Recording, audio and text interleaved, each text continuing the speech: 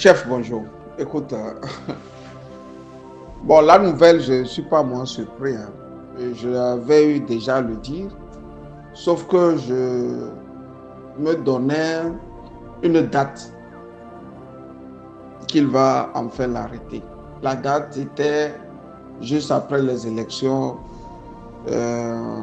municipales à venir. Je ne savais pas qu'il va mettre la main sur Amron si tôt. Ce que j'ai à dire très rapidement avec cette arrestation est que le message est déjà passé. Le travail de Fort consiste maintenant ou consistera à apprendre chaque Togolais à ouvrir leur cervelle et à enlever ce qu'ils pensent de lui. Je reprends. Le travail de titan que Fort devrait désormais faire est de passer dans chaque maison au Togo et d'ouvrir le crâne, la cervelle de tout Togolais pour savoir ce que nous pensons de lui. C'est titanesque, mais peut-être, comme il veut mettre tout le monde en prison, ce n'est pas impossible. Quand j'ai dit ça, j'ai voulu dire qu'il y a un moment comme ça dans la vie des peuples. Quand tout stagne, il y a toujours un fou du roi qui vient délivrer la parole. Et en délivrant la parole, il délie. Il délie les bouches. C'est ce que Amron a fait. Ce n'est pas un hasard. Fort peut trouver que c'est un crime de lèse-majesté. Il peut trouver qu'il a été touché intérieurement. Mais c'est comme ça. Puisque le Togo est stagnant actuellement. Le pays stagne. Il ne bouge pas. Il est là. Donc il va se trouver des gens comme ça, comme les Amron. Mais le blanc très malin, je dis le blanc très malin, à l'ère de l'époque romaine, avait trouvé une idée magistrale. C'est en ce moment qu'on a créé la notion de dictateur. Sous l'Empire romain, normalement, on devrait choisir au Togo un dictateur. Le Sénat se réunit et choisit ce qu'on appelle un dictateur. Un dictateur dans l'Empire romain, c'était quelque chose qui était acclamé par le peuple. Le peuple était content d'avoir un dictateur parce que c'était les garde-fous pour que quelqu'un ne s'approprie pas le pouvoir et le gère, comme Fort Gnassingbé gère au Togo le pouvoir. Donc quand tout est bloqué, rien ne va, rien ne bouge, rien ne se développe, le dictateur vient et ramasse tous les voyous, tous les bandits, les jette en prison et se met à redonner un souffle à l'État, au pays. Donc, quand on disait à la population qu'on va nommer bientôt un dictateur, les gens sont dans la rue pour acclamer ça. Parce qu'ils savent qu'ils vont souffler. C'est au fur des années que le mot dictateur a été galvaudé. Ça a été bien galvaudé. Justement par les rois qui ne voulaient pas entendre de ça. De peur que le dictateur finisse même par les chasser. Mais dans l'Empire romain, ils étaient malins. Le dictateur avait 7 ans pour mettre qui il devrait mettre en prison.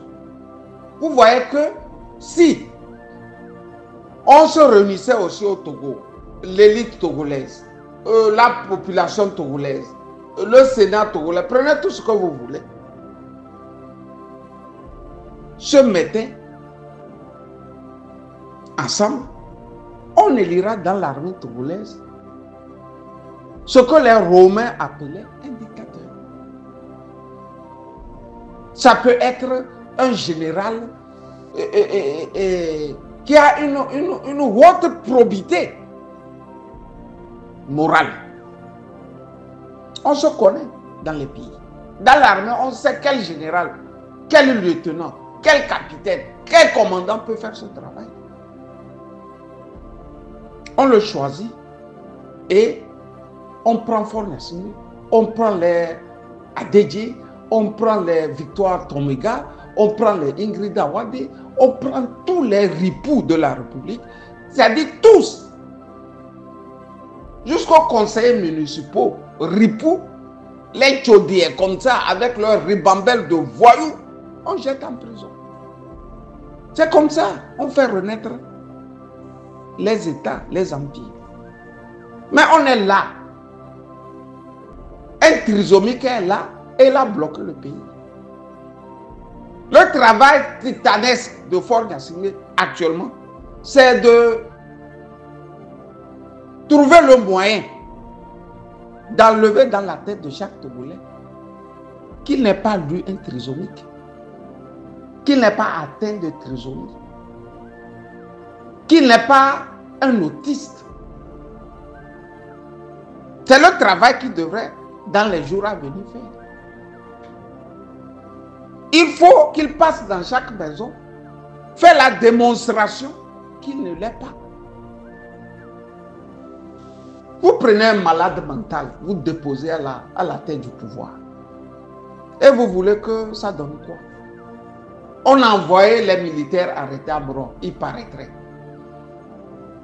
Mais les mêmes qui envoient arrêter un civil aux mains nues sont les mêmes qui sont incapables d'aller arrêter quelques petits terreaux qui ont pratiquement mis le nord du Togo sans dessus-dessous. C'est pas la honte, ça.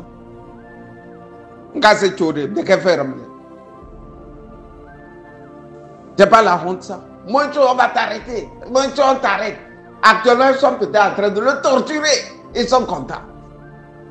Un beau matin, vous levez, Fort lui-même, il est couché, en train de crier qu'il est malade. Il va bientôt mourir.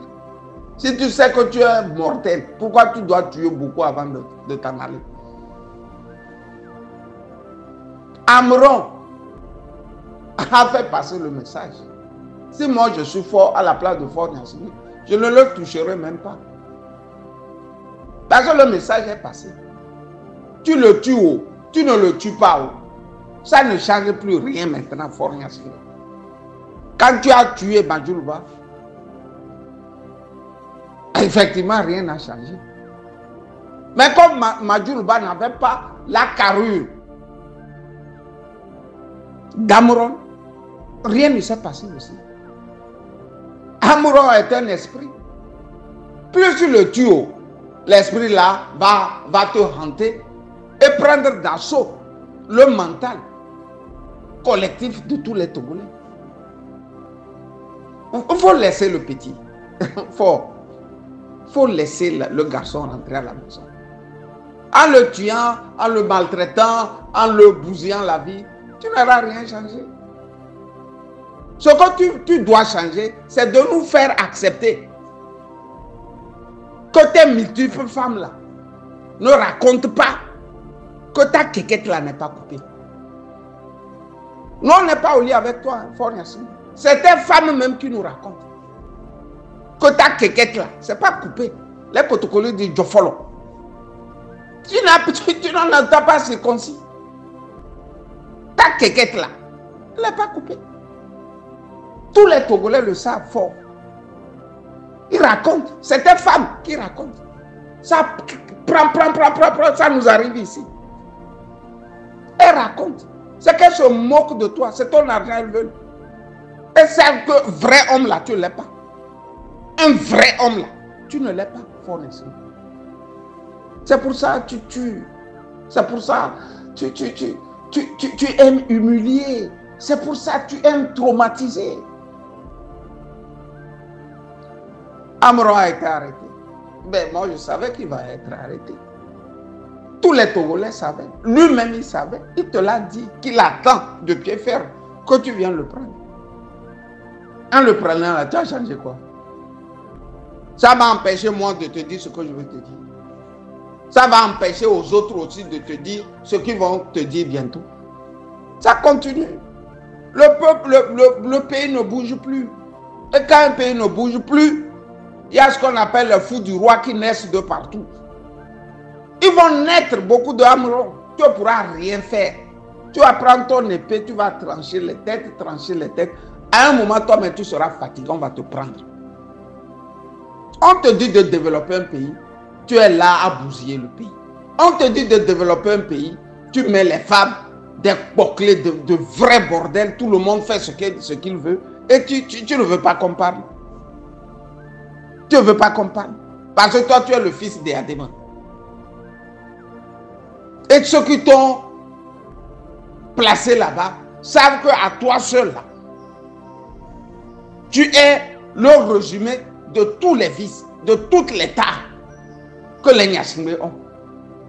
Ils ne sont pas allés chercher un Nyasingbe un peu réfléchi. C'est la plus crapule des Nyasingbe qui porte en lui toutes les tares, tous les vices qu'on a choisis pour diriger un pays. Fin de course, c'est ce que nous voyons. Tu vas arrêter combien? Tu as arrêté de ceux que tu vas tuer, tu as tué. Ceux que tu veux arrêter, tu as arrêté. Tu vas arrêter Amron pour que les Sina Lanson te dirigent, toi. Tu ne vois pas que tu es une femmelette. Tu arrêtes Amron et c'est les Sina Lanson qui te dirigent, toi. C'est quoi de ça, toi, tu es un homme. Tu es un vrai abalo. Il faut faire ce que tu veux faire d'abord. Il faut le déchiqueter, frapper-le, casser la tête, casser les couilles, casser les yeux, casser la quéquette. Ça n'enlèvera rien. Je vais être franc avec toi. À Lomé, tout le monde dit que ta quéquette là, c'est Diofolo. Personne l'a coupé. C'est les femmes qui racontent ça. Les femmes que toi-même tu couches. Quand j'ai dit ça, j'ai voulu dire à Amron, Ave Amron, va. Tu as semé des grains. Elles vont germer tôt ou tard. Ça peut prendre le temps que ça va prendre. Les germes là, les grains là vont germer. Tant qu'au Kabyé, c'est maintenant, il faut montrer un soutien. C'est maintenant, il faut montrer un soutien. Vous êtes là, vous êtes sortis ces derniers temps. C'est je disais, ces gens-là qui veulent me faire passer, pour ceux-là qui ne les connaissent pas, se trompent. C'est maintenant les Kabyés vont chier dans leur froc. Ils vont pisser dedans. Ils vont se montrer encore plus peureux qu'avant. C'est les Amrons qui font peur. Ce n'est pas les forts qui doivent vous faire peur. C'est celui qui affronte Caligula qui fait peur. Donc c'est à lui, vous devrez vous soumettre. Vous devrez vous soumettre à Amron, pas à Fort Gnassingbé. Lui, c'est un lâche. Fort Gnassingbé, c'est un lâche. Et au-delà des Kabyés, je veux parler maintenant de tout le Togo. C'est maintenant qu'il faut montrer qu'Amron fut. Il fut un grand. C'est maintenant il faut le démontrer. Que de rester actuellement là, je suis sûr les militaires là pissent dans leur froc. Parce qu'ils ont pu arrêter un civil. Demain, tu entends les petits terreaux là sont en train de tirer de partout. Ça court dans tous les sens. Ce n'est pas Fort qui effraie. C'est Amron qui doit nous effrayer. C'est Amron, à Amron on doit se soumettre. Parce que lui, il est un grand homme. S'il faut le tuer aujourd'hui, combien d'années il lui reste lui-même pour mourir? Quand on était petit, on nous a dit que Yadema a tué Sylvanus Olympio. Non, on pensait que Yadema ne devrait jamais mourir. Parce que lui, il a pu tuer Sylvanus Olympio. Ça n'a même pas fait 30 ans. Il s'est retrouvé dans des jacuzzi. Si je me réfère à la sortie de Ferdinand. Grillé comme un poulet, quoi. Vous voyez? Vous voyez? C'est maintenant il faut être solidaire du jeune. C'est maintenant il faut être solidaire de sa famille. C'est maintenant il faut galvaniser sa femme et enfants. C'est pas maintenant il faut tourner le dos à Amoron comme vous avez tourné le dos à Pachanyasime. Après avoir bouffé. Le Kabia a cette petite habitude. Quand quelqu'un sort là, il est fort, tout le monde vient. Quand on tourne le touche, tout le monde disparaît. Quand on a arrêté Bemen dans le temps, les protocoles ont été unis jusqu'à la fin. Fin de course, il a été libéré. Quel est ce peuple? On arrête vos enfants, on jette en prison, vous êtes incapables. Soit dit en passant que vous avez le pouvoir. C'est le pouvoir que vous avez. Et les signals ont les clés c'est pas des mallettes. C'est ça que vous appelez avoir pouvoir. C'est ça que vous appelez être au pouvoir. 60 ans, aucune bourgeoisie. 60 ans passés, le Kabia n'a pas pu se constituer une bourgeoisie. Quand ils vont, ils pillent, ils mettent tout dans les faux sceptiques, dans les sacs, dans les je ne sais quoi. Ça parade, ça mange de la viande, ça baise et puis ça boit. Voilà le résumé que moi je fais de l'élite Kabia. Quand j'ai dit ça, j'ai voulu vous dire, arrêtez les Amoros, faites de ce coup, préparez même leur chair, prenez le jus, buvez, ça ne changera rien. Les Togolais savent que Faure Gnassingbé a une quéquette non coupée. Ce n'est pas nous qui avions dit, c'est les femmes même qu'ils couchent qui racontent. Bonne journée à toutes et à tous, Camus Sali. Likez la vidéo si ce n'est pas déjà fait. Laissez aussi votre point de vue en commentaire. Abonnez-vous et cliquez aussi sur la petite cloche de notification pour ne rien rater de... Amoron, de son vrai nom T'Challa Sowe Narcisse, est un rappeur togolais engagé, influencé par MC Solar, qui a été arrêté le 26 mai 2025 à Lomé pour ses prises de position contre le régime de Faure Gnassingbé. Les informations sur son arrestation proviennent de publications récentes sur X, mais celles-ci doivent être considérées avec prudence, car elles ne constituent pas une preuve factuelle définitive. Pour plus de détails sur sa situation actuelle, il serait nécessaire de consulter des sources supplémentaires ou des rapports officiels. J'ai appris, sans aucune surprise, l'arrestation du rappeur togolais en rond. Depuis quelque temps, il dénonçait avec détermination et courage le régime sanguinaire de Faure Gnassingbé. Cette arrestation ne m'a pas étonné, car elle s'inscrit dans la logique implacable de la dictature. Au Togo, toute personne qui ose s'insurger contre le pouvoir en place est punie. On la réduit au silence, on l'emprisonne, on la torture, parfois même on la tue. Des citoyens ont été arrêtés pour bien moins que ce qu'Enron a exprimé. Ce que ce régime punit réellement, ce n'est pas tant ce qu'on dit, mais la manière de le dire. Ce qu'il traque, c'est l'audace. Ce qu'il veut étouffer, c'est le courage. Certains dénoncent avec réserve, dans l'espoir d'être entendus sans provoquer. Ceux-là, parfois, on les laisse faire. Mais ceux qui parlent haut, ceux qui expriment leur colère, leur indignation, leur refus de courber l'échine, ceux qui osent dire qu'ils n'ont pas peur, deviennent des cibles. Parce que le Togolais a été façonné, dès l'enfance, à craindre le pouvoir. Dès l'école primaire, on nous apprend à nous taire, à ne pas questionner, à accepter. La peur est un outil d'éducation, un mécanisme de contrôle. Et souvent, ceux qui nous aiment, par peur pour nous ou pour eux-mêmes, deviennent les premiers à nous demander de nous taire. L'arrestation d'Enron ne fait que confirmer cette mécanique de répression. Je l'attendais. Parce qu'il n'existe que deux sorts pour ceux qui s'affichent aussi ouvertement contre ce régime, soit on vit au Togo et on finit en prison, soit on vit en exil, interdit de rentrer chez soi. Je sais de quoi je parle, moi qui ai été parmi les premières à dénoncer Faure Gnassingbé et son clan criminel dès 2008 sur les réseaux sociaux. Mais il faut que je le dise clairement, ce ne sera ni la première, ni la dernière fois qu'un Togolais sera arrêté pour avoir osé aimer son pays, pour avoir défendu son peuple. Ce ne sera ni la première, ni la dernière fois qu'un citoyen sera puni pour sa dignité et sa bravoure. Et pourtant, je refuse de réduire notre lutte à de simples slogans de « libérer un tel, libérer une telle ». Oui, nous avons des centaines de prisonniers politiques. Mais non, notre combat ne doit pas se limiter à obtenir leur libération individuelle. Ce serait tomber dans le piège de la distraction, orchestrée par le régime. Ce que nous devons revendiquer, c'est la libération du peuple tout entier. Aussi bien ceux qui sont derrière les barreaux que ceux qui, libres en apparence, vivent dans une prison psychologique, dans l'humiliation et l'indignité. Pour cela, nous devons devenir des enrons. Tous. Nous devons parler, dénoncer, accuser, crier. Tous, les 9 millions que nous sommes.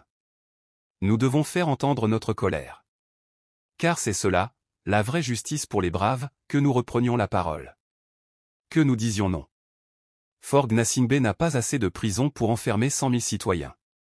Imaginez 600 000 Togolais, du pays comme de la diaspora, devenaient des enrons. Imaginez si, chaque jour, 100 000 voix disaient « Faure doit partir ». Assez de 60 ans de dictature. Assez des pillages. Assez de persécutions. Nous avons su nous mobiliser par centaines de milliers pour des causes qui ne changent rien à notre avenir. Alors, prouvons que nous sommes encore humains. Prouvons à ce régime que le Togolais est digne.